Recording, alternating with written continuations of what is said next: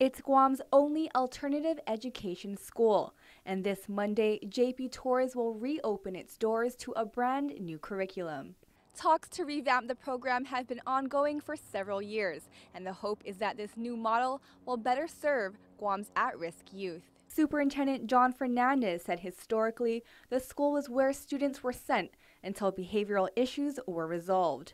Over the past year, referrals were reserved only for extreme incidents, those involving weapons or violence. Over the past couple of years, as I visited and looked and watched to see what was happening with the students, and actually tracking very individual cases, it was my observation, and also shared by others who've been involved, that the way the alternative program was operating was not really solving the problem that we needed to resolve. Fernandez said there was too much of a disconnect between schools. When a student went over there, let's just say they addressed their underlying issue with counseling and other supports, but when they went back, there wasn't necessarily an academic connection.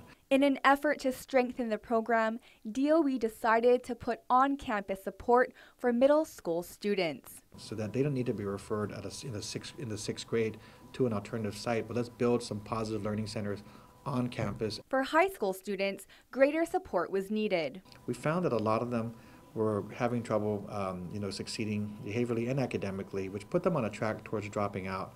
That was our observation, that if we didn't really address this issue, we might risk these students being disengaged and actually falling through the cracks. Fernandez said many of these students actually thrive at JP Torres, thanks to smaller class sizes and greater support. So why should they be forced to leave?